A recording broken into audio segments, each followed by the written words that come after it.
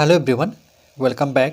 Study ম্যাথমেটিক্সে প্রত্যেকে স্বাগত জানিয়ে পঞ্চম শ্রেণী থেকে অষ্টম পাঠ পৃষ্ঠা নাও 100 ভিডিও পাঠ নাও 8 করব।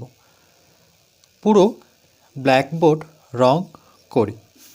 আজ আমরা শ্রেণীকক্ষের ব্ল্যাকবোর্ড রং করব। অনেকেই মিলে রং করব। আমি রং করলাম ব্ল্যাকবোর্ডটিকে। দেখো, এই বরাবর মাঝ বরাবর একটি দাগ নেওয়া হলো, আর এই বরাবর 1 2 3টি দাগ দেওয়া হলো। এই দাগ দেওয়াতে ব্ল্যাকবোর্ডটি কত ভাগে বিভক্ত হলো? 1 2 3 4 5 6 7 8। তাহলে ব্ল্যাকবোর্ডটিকে মোট 8 ভাগে ভাগ করা হলো। 8 ভাগের মধ্যে দুটো অংশতে রং দেওয়া হয়েছে। তাহলে আমি রং করলাম 8 ভাগের মধ্যে 2 ভাগ। তাহলে কীভাবে পড়ব? 2/8 অংশ আমি রং করেছি। রেহানা রং করলো, এই দুটো অংশ তো আমি করেছি, রেহানা করলো আবার দুটো। তাহলে সেই 8 ভাগের মধ্যে রেহানা করেছে এই দুটো ভাগে। এটা হচ্ছে রেহানার ভাগ, আর এটা হচ্ছে আমার ভাগ। আই ফর আমার ধরে নাও। তাহলে 8 ভাগের মধ্যে 2 ভাগ করেছে রেহানা। তাহলে রেহানার রং করলো 2/8 অংশ।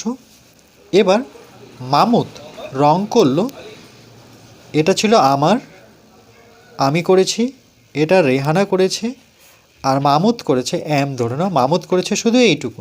তাহলে 8 ভাগের মধ্যে 1 ভাগে মামুদ রং করেছে। তাহলে 1/8 অংশ।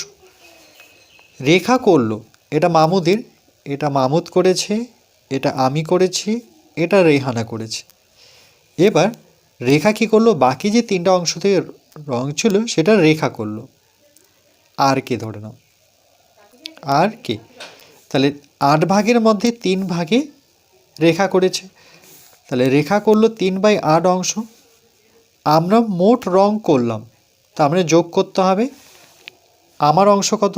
2/8 অংশ যোগ রেহানা করলো 2/8 অংশ, মামুদ করলো 1/8 অংশ, রেখা করলো 3/8 অংশ।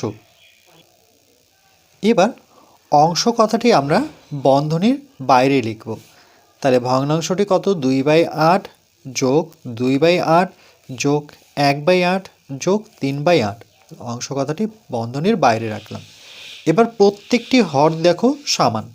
এটা লব, উপরে যে থাকবে দাগের উপরে যে, সেটাকে লব বলবো। দাগের নিচে যে সংখ্যাটি থাকবে সেটাকে হর বলবো। তাহলে এখানে হর প্রত্যেকটা কিন্তু সমান।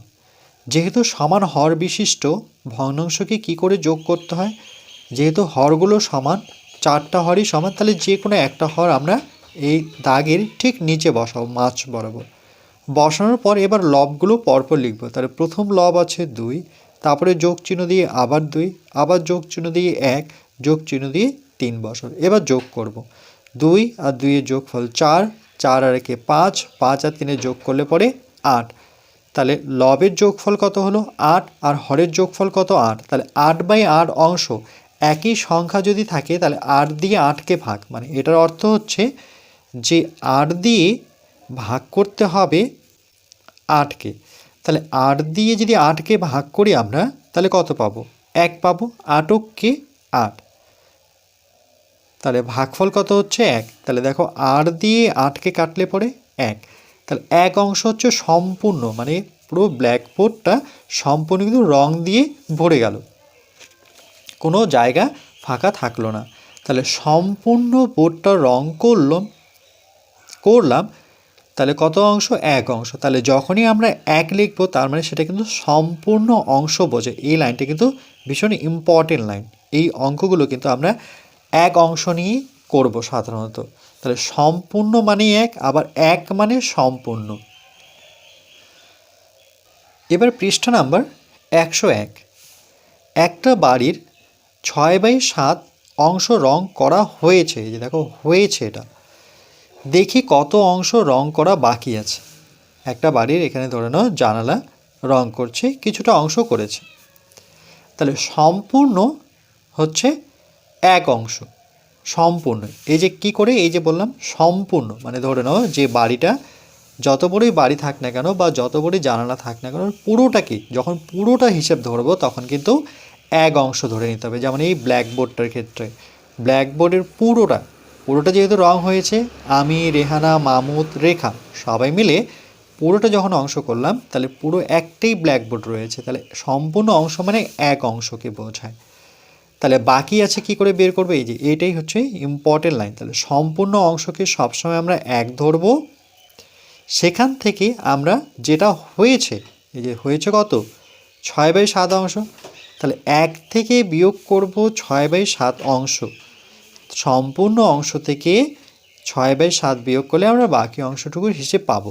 এবার বিয়োগ করব কি করে, দেখো এখানে একের জায়গায় 7/7 লিখলো, তার কারণ এই যে অঙ্কটা যে আমরা দেখলাম এটার ক্ষেত্রে দেখো যে একই সংখ্যা যদি থাকে 8 8, তাহলে সেটা কেটে কুটে কত 1 পাচ্ছি। তার মানে একের জায়গায় আমরা এভাবে ছিল আমাদের 1 বিয়োগ মানে সম্পূর্ণ অংশ থেকে আমরা বিয়োগ করব 6/7 অংশ।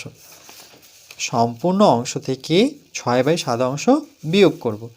এবার দেখো এটার হর কত 7 আছে, তাহলে এটাকেও আমাকে 7 করতে হবে। তাহলে একের জায়গায় আমরা লবেও 7 রাখবো, হরেও 7 রাখবো, বিয়োগ এটা যেমন আছে তেমনই রাখবো। কি করলাম, একের স্থানে, এই যে একের স্থানে যেমন এটার হর লব যেটা, হর সেটা, তো এটাও লব যে মানে এটা দেখে দেখে বসাবো, এখানে যে সংখ্যাটা থাকবে সেটাই বসাতে হবে। এখানে 7 রয়েছে এই জন্য এখানে 7 বসাবো, নিচেও 7 বসাবো। তাহলে 7 দিয়ে 7কে ভাগ করলেই যে এরকমই হবে, যেমন 8-এর ক্ষেত্রে ছিল যে 7 দিয়ে যদি আমরা 7কে ভাগ করি তাহলে তার ভাগফল কত হয় 1 হয়। কেন, 7-এর ঘরের নামতায় যদি আমরা শতককে 7 1 পাবো, তাহলে বিয়োগফল কত 1। তাহলে 1-এর জায়গায় আমরা 7/7 লিখতে পারি, এই জন্য এখানে লিখেছে 1-এর স্থানে দেখো লব আর হর 1 লিখতে পারি। এবার হর দুটো কি সমান, তাহলে হর দুটো সমান যদি থাকে তাহলে বিয়োগফল করতে খুবই সহজ। বিয়োগ কী করে করব, লব দুটোর বিয়োগফল করবো। তাহলে লব কত 7, বিয়োগ চিহ্ন দেবো আর 6 বসাবো। তাহলে 7 থেকে 6 বিয়োগ করলে কত 1, 1/7 অংশ এখনও বাকি আছে রং করতে।